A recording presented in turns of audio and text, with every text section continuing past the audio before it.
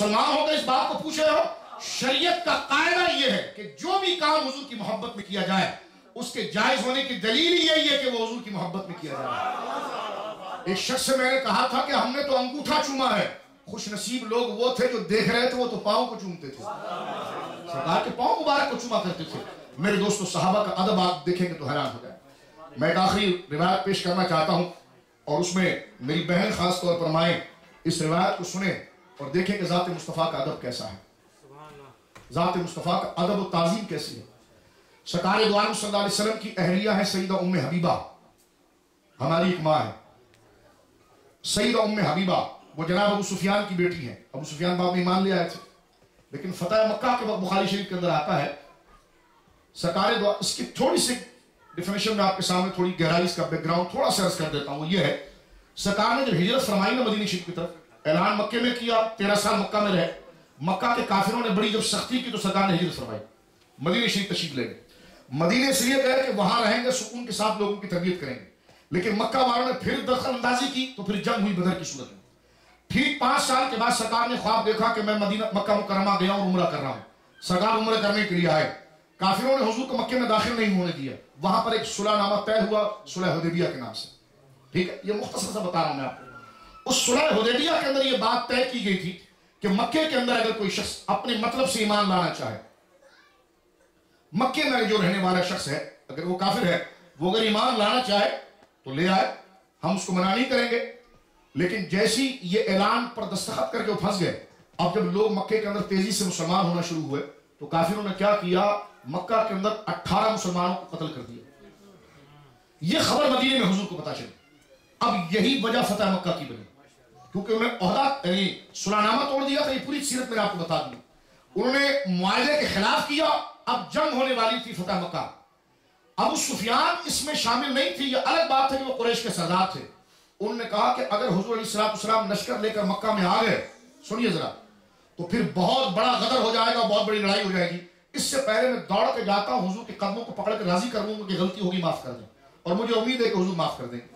अब अबू सुफियान रवाना हुए, अबू सुफियान रवाना हुए मदीने की तरफ। जैसे वो मदीना पहुंचे तो वो वास्ता तलाश कर रहे थे कि हुजूर के पास डायरेक्ट जाऊंगा तो ये ठीक नहीं है, क्योंकि बहुत बड़ा जुल्म हुआ है। तो किसी वास्ते को मैं साथ ले जाऊं जिसको ले जाने के बाद सरकार अलैहिस्सलाम उससे राजी हो जाए। तो इमाम हसन दरवाजे के बाद छोटे थे, यानी 2 साल 2.5 साल की करीब उम्र थी। वो दरवाजे के बाहर बैठे हुए थे, दरवाजे के बाहर बैठे हुए थे। सैयदा ज़हरा दरवाजे के अंदर थी, पर्दा लगा हुआ था। और उस वक्त अबू सुफियान आए और अबू सुफियान ने इमाम हसन को गोद में उठाया और जान लगे तो सैयदा ज़हरा ने अंदर से आवाज दी, अबू सुफियान मेरे बेटे को कहां ले जा रहे हो? उन्होंने कहा फातिमा मैं लौटा जाऊंगा। बात यह है कि हमारे मक्का वालों ने बहुत बड़ी मुखालिफत की है, रसूलुल्लाह जलाल में है। मैं हसन को इसलिए ले जा रहा हूं कि जब इसको ले जाऊंगा तो हुजूर का जलाल खत्म हो जाएगा, जमाल आ जाएगा, इसलिए मैं ले जा रहा हूं। तो सईदा फातिमा ने अंदर से आवाज दी, नहीं मेरे बेटे को तुम नहीं ले जा सकते, इसलिए कि हमारे लिए सबसे बड़ी चीज अल्लाह उसके रसूल का फैसला है। और सईदा फातिमा ने अंदर से डांटा उनको, तो उन्होंने हजरत इमाम हसन को छोड़ दिया।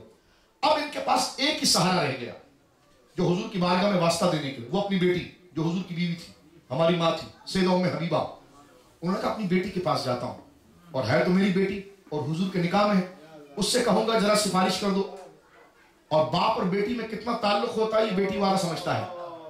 अब जरा तवज्जो से सुनिए और मकाम मुस्तफा देखिए, सुभान अल्लाह। और मेरी बहनें जरा इस बात को सुनिए कि मकाम मुस्तफा क्या है और हमारी माएँ हमें क्या दर्स दे रही हैं।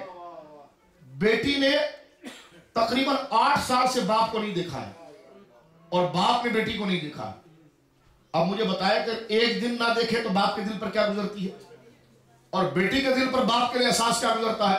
8 साल हो गए, बेटी ने बाप को नहीं देखा और बाप ने बेटी को नहीं देखा।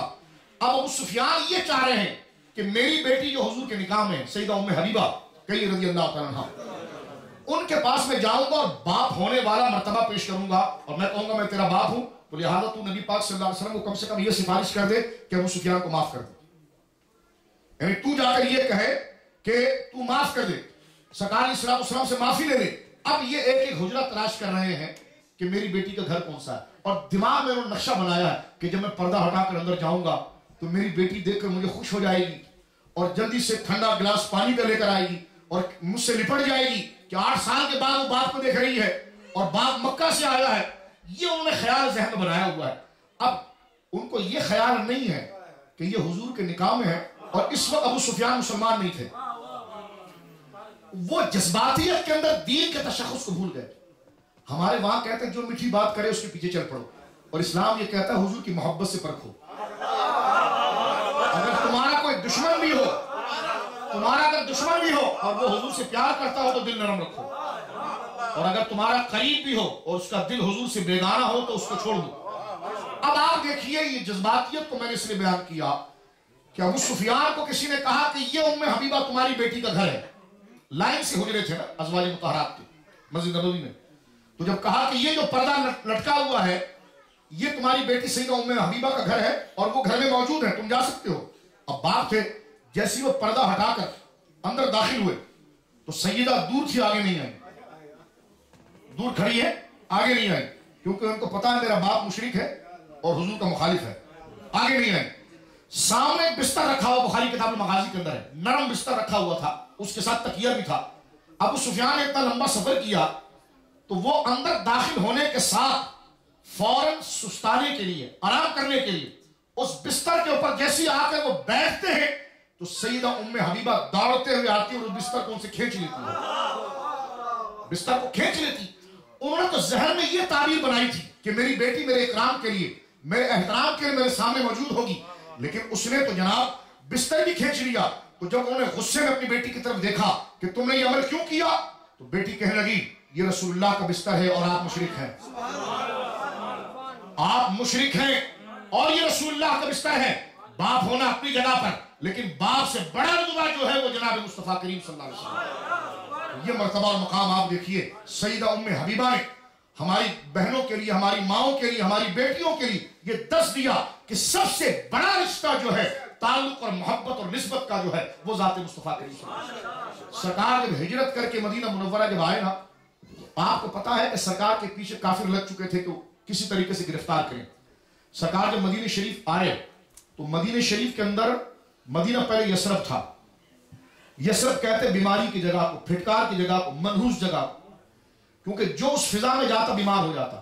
सरकार ने कदम रखा तो अब उसे यसरब कहना हराम हो गया, अब उसे मदीना मुनव्वरा कहा जाएगा, तैबा कहा जाएगा, ताबा कहा जाएगा। बाज जाहिल कवाली में कहते हैं यसरब के वाली, ये हराम है कहना, यसरब के वाली ये कहना हराम है, ये कह सकते हैं कि मदीने के वाली, क्योंकि हुजूर अलैहिस्सलाम के कदम लगने के बाद यसरब यसरब नहीं रहा, शिफा खाना बन गया। अब वो मनहूस नहीं रहा, इफ्तिखार मलाइका हो गया है।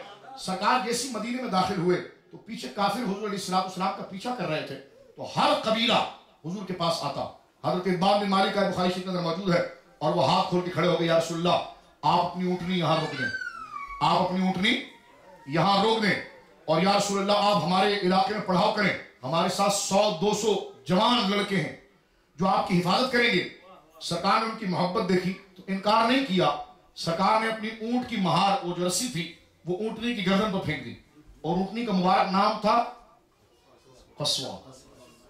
उसकी महार पर फेंक, यानी गर्दन पर फेंक दी रस्सी, और फरमाया खल्लू सबीलहा, मेरी ऊंटनी का रास्ता छोड़ दो, फइन्नहा मामूरतुन, अल्लाह ने इसको बता दिया इसने कहां बैठना है। तो ये मकाम मुस्तफा देखें कि हुजूर अगर जानवर पर बैठे तो खुदा जानवर से भी बात करता है। अब ये ऊंटनी आगे गई और ये हजरत अबू अय्यूब अंसारी के घर के पास रुकी, ये हदीस पाक सुनी और रुकी। सरकार ने फरमाया जिसके घर के पास रुकेगी, इस ऊंटनी के साथ जिसका सबसे पहले घर होगा मैं उसमें जाऊंगा। हजरत अबू अय्यूब के घर हुजूर गए, जबकि ये हुजूर ही का घर था। इसके पीछे पूरा एक वाकया है। हजरत अबू अय्यूब का घर कैसा था, इस पर मैं अपनी गुफ्तगू खत्म कर रहा हूं, जरा तवज्जो सुनिए। ये घर ग्राउंड +1 था, इसके नीचे बेसमेंट है, इसके ऊपर ये फ्लोर है, इसके ऊपर भी एक फ्लोर है, तो ग्राउंड +1 उनका घर था। सरकार का जब सामान उठाकर घर में लाया गया तो सरकार ने हजरत अबू अंसारी को बुलाया कि हाँ तेरे घर में कौन कौन है। कहने हुजूर मेरी बीवी है और मेरे 4 बच्चे हैं। सरकार ने फरमाया देखो अबू अय्यूब तुम एक काम करो। कहा जी हुजूर। फरमाया तुम अपना सामान लेकर ऊपर वाली छत पर जाओ, ऊपर वाले फ्लोर पर जाओ। कहने हुजूर मैं ऊपर कैसे रहूंगा, आप नीचे रहेंगे मैं ऊपर रहूंगा। ये अहले अरब की मोहब्बत है। ये लोग ये कहते हैं, बाज लोग ताना देते हुए बात करते हैं कि भाई ये तो इंडिया पाकिस्तान में ये बातें होती, अरब में नहीं होती। मैंने कहा तुमने अरब देखी ही नहीं, तुमने तो लाल रुमाल वालों को देखा है सिर्फ, तुमने अरब कहां देखे। جب عرب ہم کہتے ہیں نا تو اس سے مراد ابو بکر ہوتا ہے، اس سے مراد عمر ہوتا ہے، اس سے مراد علی ہوتے ہیں، اس سے مراد ابو ایوب ہوتے ہیں۔ یہ عجم والوں کو تو نہ بولنا آتا تھا نہ عشق آتا تھا، بولنا بھی عرب نے سکھایا، عشق مصطفیٰ بھی عرب نے سکھایا۔ سرکار نے ابو انصاری سے کہا کہ اپنا سامان لو اور اوپر جاؤ۔ کہنے کہ یا رسول اللہ یہ کیسے ہو سکتا ہے کہ میں اوپر رہوں؟ سرکار نے فرمایا دیکھ تیری بیوی بھی اور بچے بھی ہیں، لوگ مجھ سے بار بار ملنے آئیں گے، تو کب تک اپنے بیوی بچوں کو الگ کرتا رہے گا؟ تو تجھے زحمت ہوگی، تو لہٰذا تو اوپر چلے جا، اور حال یہ ہوگا کہ جناب لوگ مجھے ملنے کے لیے آئیں گے تو تیری فیملی ڈسٹرب نہیں ہوگی۔ تو الامر فوق الادب، دل تو نہیں چاہتا تھا کہ اوپر جاؤں، لیکن جب حضور نے کہہ دیا جاؤ تو حکم تھا تو چلے گئے۔ اب آپ سنیے انداز دیکھیے حضرت ابو ایوب کا، بیوی سے کہتے ہیں کھانا ذرا زیادہ بنا کر بھیجنا، کھانا جب حضور کی بارگاہ میں بھیجو تو ذرا زیادہ بنا کر بھیجنا۔ اور جب مسلم شریف میں روایت موجود ہے، بالکل جہاں مسلم شریف ختم ہو رہی ہے، عشق و محبت آپ دیکھیں صحابہ کرام کی، اور یہ ضیافت کے بیان کے اندر، مہمان نوازی کے بیان میں، جب حضرت ابو ایوب انصاری کے بچے حضور کی خدمت میں کھانا لے جاتے اور کھانا بچ کر جب واپس اوپر آتا کچھ، تو یہ بیوی، شوہر اور چاروں بچے بیٹھ کر تھال کے اندر غور سے کچھ تلاش کر رہے ہوتے تھے۔ کیا تلاش کر رہے ہوتے تھے؟ حضور کی انگلیوں کے نشان۔ بولے سبحان اللہ۔ یہ ہم سے کہتے ہیں کہ مدینے کے اندر تم ایک ایک زیارت تلاش کرتے ہو، کیوں؟ میں نے کہا یہ عشق ہے۔ کہتے تم تدبر کرتے ہو، تلاش کرتے ہو، ڈھونڈتے ہو ایک ایک زیارت کو، اور زیارت کو ڈھونڈ کر وہاں پر پہنچتے ہیں۔ ہم نے کہا ہم تو تمہارے محل پر تھوکتے بھی نہیں ہیں، لیکن اس جھونپڑی کو دیکھنا چاہتے ہیں جس میں مصطفیٰ رہتے تھے، کیونکہ ہمارے دل کے اندر اس کی عقیدت ہے، اور یہ ڈھونڈنا جو ہے یہ محبت اور عشق کی علامت ہے۔ اب ابو ایوب خود، یہ مسلم شریف بخاری میں موجود ہے، خود اور اپنی بیوی کے ساتھ 4 بچے بیٹھ کر صرف پلیٹ کے اندر حضور کی انگلیوں کے نشان ڈھونڈتے ہیں، اور جہاں سے نشان نظر آتا ہے وہاں سے وہ کھانا شروع کرتے ہیں۔ جب رات ہوئی میرے دوستو، جب رات ہو گئی، اب سننے والی بات، رات ہو گئی، اب سونا تھا چھت کے اوپر، تو اپنی بیوی کے ساتھ وہ دیوار سے ٹیک لگا کر، یعنی یہ پورا ہال ہے تو یہ دیوار سے ٹیک لگا کر کھڑے ہیں، اور اپنی بیوی سے پوچھتے ہیں ذرا یہ بتا کہ رسول اللہ صلی اللہ علیہ وسلم کا جو بستر نیچے لگا ہوا ہے اس کا ڈائریکشن کیا بنے گا، اس کی محاذات کیا بنے گی، اس کی محاذات کیا بنے گی؟ تو بیٹی نے کہا، بیوی نے کہا کہ یہ بنے گی، بچے نے کہا نہیں مجھے لگتا ہے کہ یہ بنے گی، دوسرے بچے نے کہا کہ مجھے لگتا ہے یہ بنے گی۔ تو یہ پوری رات دیوار کے ساتھ ٹیک لگائے کھڑے رہے، آگے نہیں بڑھے۔ کیوں نہیں بڑھے؟ ادب کا حال یہ تھا، وہ یہ کہتے تھے کہ جو سیدھ حضور کے بستر کی بھی ہے، میری غیرت یہ گوارا نہیں کرتی کہ میں پاؤں سے چل کر اس فضا کو کراس کروں کہ جس فضا کے نیچے سرکار دو عالم آرام فرما رہے ہیں۔ اور اس مسئلے کو آپ مسجد سے سمجھ سکتے ہیں۔ دیکھو گراؤنڈ پلس 2 کی مسجدیں ہوتی ہیں، گراؤنڈ پلس 1 کی مسجدیں ہوتی ہیں، مسجد میں نیچے بھی قرآن کی الماریاں ہوتی ہیں، اوپر بھی ہوتی ہیں۔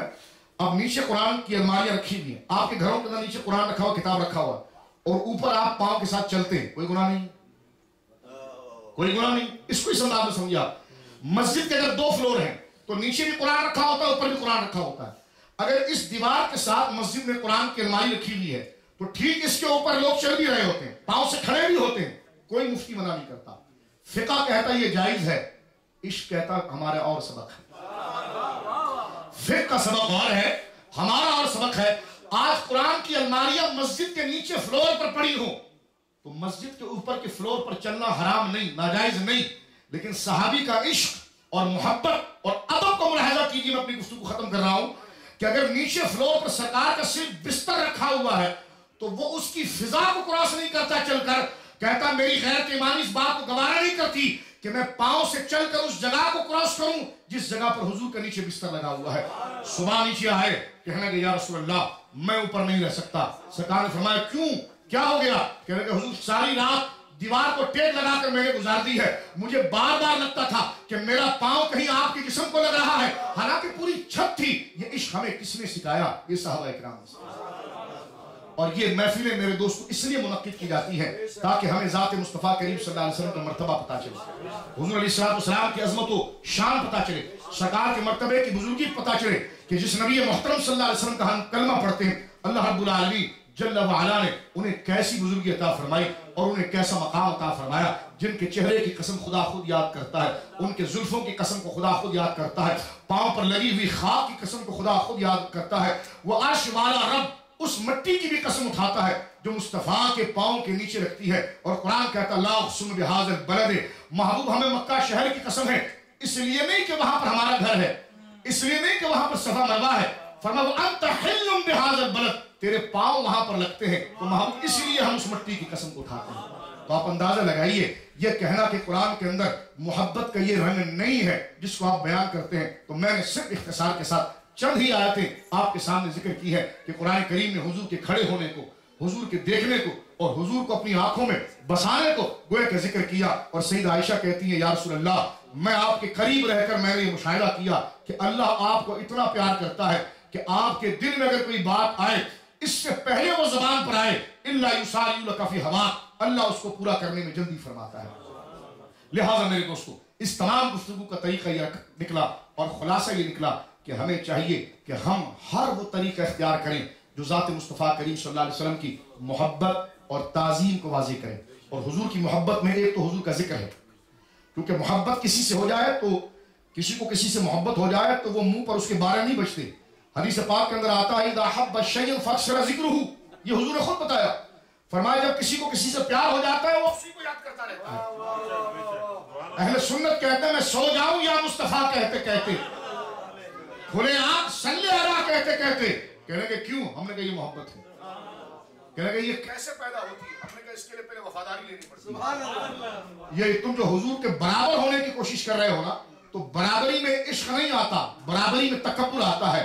اگر حضور کے غلام ہونے کی بات کرو نا اور حضور کو بڑا یقین کر لو تو پھر انگوٹھا چومنے میں بھی تمہیں شک نہیں ہوگا، میلاد کرنے میں بھی تمہارے لیے کوئی پریشانی نہیں ہوگی۔ اور یہ ہیلے بہانے کرنا کہ 12 کو تو حضور کا وصال ہوا تھا تو 12 کو جناب جو ہے وہ تم میلاد کیوں کرتے ہو؟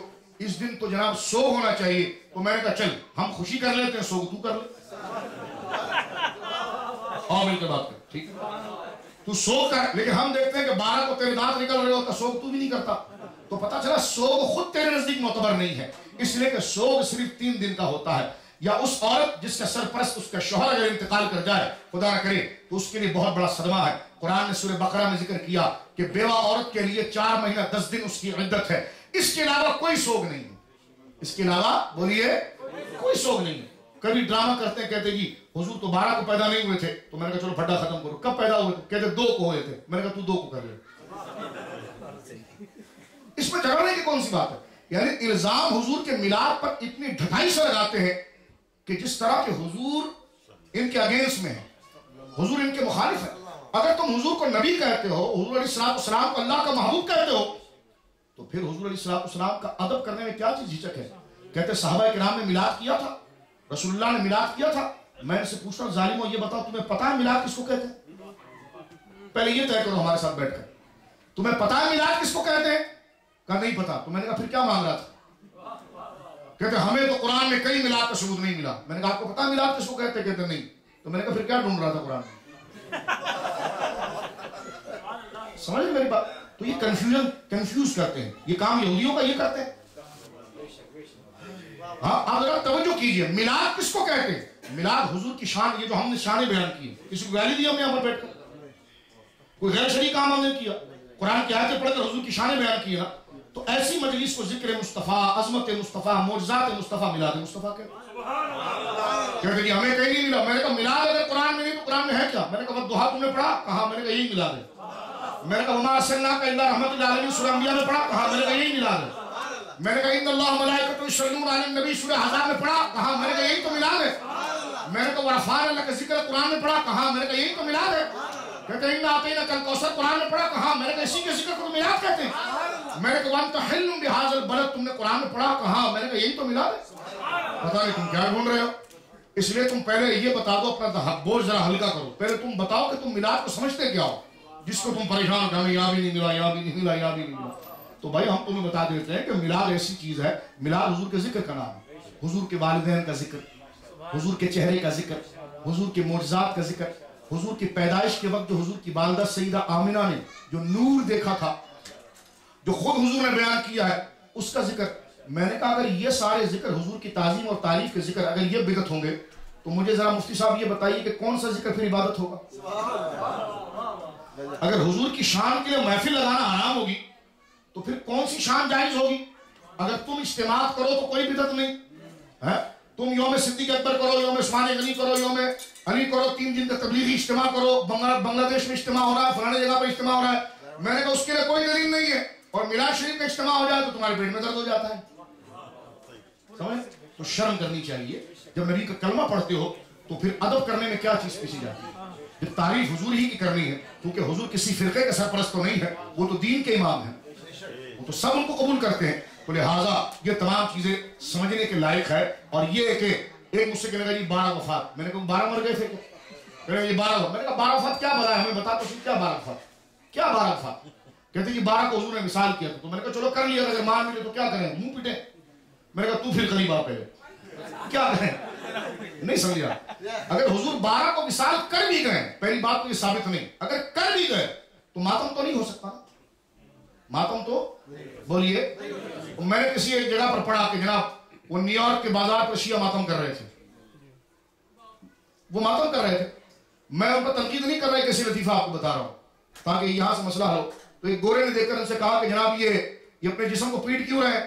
تو کسی نے کہا جی وہ نبی پاک صلی اللہ علیہ وسلم کے شہزادے کو جو شہید کر دیا کربلا میں، اس کا غم کر رہے ہیں. اس نے کہا جی بی بی سی میں تو کہیں نہیں آیا، نہ سی این این میں آیا. اس نے کہا نہیں ابھی یہ نہیں ہوا، یہ 1400 سال پہلے ہوا. تو انہوں نے کہا ان کو خبر نہیں پہنچی ہے. سمجھ گئے؟ تو غم کس چیز کا، ہاں کس چیز کا غم؟ اور میں یہ کہنا چاہتا ہوں اپنے سنی بھائیوں سے کہ کوئی ان بے وقوفوں کی باتوں پر کان دھرنے کی ضرورت نہیں ہے. آپ جو کام کر رہے ہیں حضور کا ذکر ہے اور یہ سراسر عبادت ہے. اگر یہ ذکر عبادت نہیں تو کیا مولویوں کا ذکر عبادت ہے؟ پھر لیڈروں کا ذکر عبادت ہے؟ سعودی عرب کا ذکر عبادت ہے؟ ذکر عبادت ہی ذات مصطفیٰ کریم کا ہے. تو لہذا مطمئن رہیے، اللہ نے آپ کو توفیق دی، میری بہنوں کو میرے بھائیوں کو اللہ نے توفیق دی کہ ان کو اپنے محبوب کے ذکر کے لیے چنا. لہذا شیطان کا وسوسہ آپ دل میں نہ لائیں. پوری زندگی بھر آپ اس بات کو ذہن میں رکھیں کہ جو کام حضور کی محبت میں کیا جاتا ہے یہ آپ خود نہیں کرتے، اللہ رب العالمین آپ کو توفیق دیتا ہے اور اپنے محبوب کا ذکر آپ سے کرواتا ہے. تو میں دعا کرتا ہوں اس مجلس میلاد کو اللہ رب العالمین قبول فرمائے اور اپنے عقیدوں کی حفاظت کریں. اپنے بچوں کی تربیت کی طرف ذرا توجہ دیں. آپ کے بچے کہاں جاتے ہیں، کہاں بیٹھتے ہیں، کس کے ساتھ وابستہ ہوتے ہیں. ہمارے امریکہ کے اندر ایک فیشن چل پڑا ہے، جو عربی بولتا ہے تھوڑی سی انگریزی بولتا ہے، لوگ کہتے ہیں بول بڑا امام ہے. تو امام وہ ہوتا ہے جو عاشق رسول ہوتا ہے. جو حضور کا ابو جہل بھی عربی بولتا تھا، وہ پشتو نہیں بولتا تھا، وہ بھی عربی بولتا تھا. وہ پنجابی بھی نہیں بولتا تھا، وہ عربی بولتا تھا. ابو لہب بھی عربی بولتا تھا. تو عربی بولنا معیار نہیں ہے، حضور کا عشق رکھ کر زبان بولنا معیار ہے. حضور کے ساتھ وفاداری کرنا کیا ہے؟ بولیے. ہمیں ایسی عربی چاہیے جو ابو بکر کی زبان والی تھی، کہ جن کے دل میں حضور کی محبت تھی اور زبان پر عربی زبان تھی. عربی زبان کو بھی آپ دیکھیے. ایک نقطہ سنیے، آپ نماز پنجابی میں پڑھتے ہیں، بولے پشتو میں پڑھتے ہیں، اردو میں پڑھتے ہیں، انگلش میں پڑھتے ہیں، جبکہ ایسے ہی پڑھنا چاہیے. کیوں؟ اس لیے کہ نماز دعا ہے، نماز دعا ہے. اور دعا جب اپنی مادری زبان میں کیا جائے، مدر ٹنگ میں کیا جائے تو اس سے ایک دقت پیدا ہوتی ہے. تو یہ ہماری کتابوں فقہ میں لکھا ہے یہ بات کہ ہر آدمی کو نماز اپنے مطلب سے پڑھنے کی اجازت ہونی چاہیے تھی. کہ وہ اردو والا کہے اللہ سب سے بڑا ہے، ساری تعریفیں اللہ کے لیے ہے، وہ رحمان و رحیم ہے اور تمام جہانوں کا مالک ہے، میں تیری عبادت کرتا ہوں. اب مجھے بتائیں اس میں زیادہ ذوق ہے یا الحمدللہ میں زیادہ ذوق ہے؟ اپنی زبان میں زیادہ ذوق ہے. اپنی زبان میں جب بندہ التجا رب کی بارگاہ میں کرتا ہے اس میں زیادہ ذوق آتا ہے. آپ کی مسجد کے امام صاحب اگر عربی میں دعا کریں تو کبھی آپ کہتے ہیں یار کبھی اردو میں ہی کر دو تاکہ ہمیں پتہ چلے آپ بول کیا رہے ہو. ٹھیک ہے؟ کیونکہ دعا کے لیے ضروری ہے کہ جو آپ بول رہے ہیں اس کو آپ سمجھے بھی. تو علماء نے مسئلہ اٹھایا کہ سب سے بڑی دعا تو عربی نماز ہے. تو نماز کو ہمیں اپنی زبان میں کیوں نہیں کرنے؟ انگریزی والا انگریزی میں نماز پڑھتا، اردو والا اردو میں نماز پڑھتا، سندھی میں پڑھتا، پنجابی میں پڑھتا، اردو والا اردو میں پڑھتا، لیکن سب عربی میں پڑھ رہے ہیں. اس کا ایک جواب علماء نے لکھا، فرمایا صرف حضور کی نسبت کی. آپ دیکھ رہے ہیں، میں کہتا ہوں ملا جی نماز تو پڑھ رہے ہیں لیکن یہ عربی کی بھی حفاظت صرف اس لیے کہ حضور عربی بولتے ہیں. بولنا سبحان اللہ. یہ مقام مصطفیٰ کی بزرگ خدا اپنی عبادت کرواتا ہے لیکن زبان وہ بلواتا ہے جو مصطفیٰ بولتے ہیں. اللہ کی زبان قرآن، اللہ کی زبان عربی نہیں ہے، اللہ کی زبانوں سے پاک ہے. پہلی تو ساری کتابیں جناب جو عبرانی زبانوں میں اتری ہیں لیکن قرآن عربی میں اس لیے ہوتا کہ مصطفیٰ عربی بولتے تھے، نمازیں عربی میں اس لیے ہوئی کہ مصطفیٰ عربی بولتے تھے۔ میں نے کہا تم کہاں کہاں سے میلاد رکھو گے؟ یہ جو تم خوبصورت آواز میں حرم میں نماز پڑھتے ہو نا، یہ قرآن بھی مصطفیٰ ہی کی نعت ہے، کیونکہ اس عربی کو ادب جو ملا یہ حضور کی زبان سے ملا، اور یہ بھی میلاد مصطفیٰ ہے۔ اللہ رب العالمین جل وعلا ہمارے سینے کو کینوں سے پاک کرے، اور اپنے محبوب اور اپنے محبوب کی اولاد، اپنے محبوب صلی اللہ علیہ وسلم کے والدین اور اپنے محبوب صلی اللہ علیہ وسلم کے اصحاب اور امت کے اولیاء اور ہر وہ شخص جو سرکار دو عالم صلی اللہ علیہ وسلم کا ادب و احترام کرتا ہے، اس کی تعظیم و توقیر کرنے کی توفیق عطا فرمائے، اور آپ کی اس بزم و مجلس کو اللہ قبول فرمائے۔ اتنا وقت آپ نے دیا ہے، اتنا وقت دیا ہے آپ نے، تو یہ کوئی زیادہ ٹائم آپ نے نہیں دیا، اس سے کئی گنا زیادہ دنیا میں بھی پاؤ گے، آخرت میں بھی پاؤ گے، کیونکہ یہ آپ نے حضور پر کوئی احسان نہیں کیا۔ آپ کہیں گے ہمیں میلاد کی محفل سجائیے، تو میں آپ کو ایک بات کر دوں تاکہ ذہن میں وسوسہ نہ رہے۔ کوئی کہے ہم اتنے دیر میلاد میں بیٹھے، تو میں نے کہا یہ جو تم نے 1 گھنٹہ دیا ہے تو تم اپنی زندگی میں دیکھو گے اور آخرت میں دیکھو گے کہ اس کا اجر تمہیں کتنا ملے گا۔ کیوں؟ میں نے کہا یوں کہ اللہ رب العالمین اپنے محبوب سے محبت کرتا ہے، اور محبت کا تقاضا یہ ہے کہ محب اپنے محبوب کے ساتھ کسی کا قرضہ نہیں رکھتا۔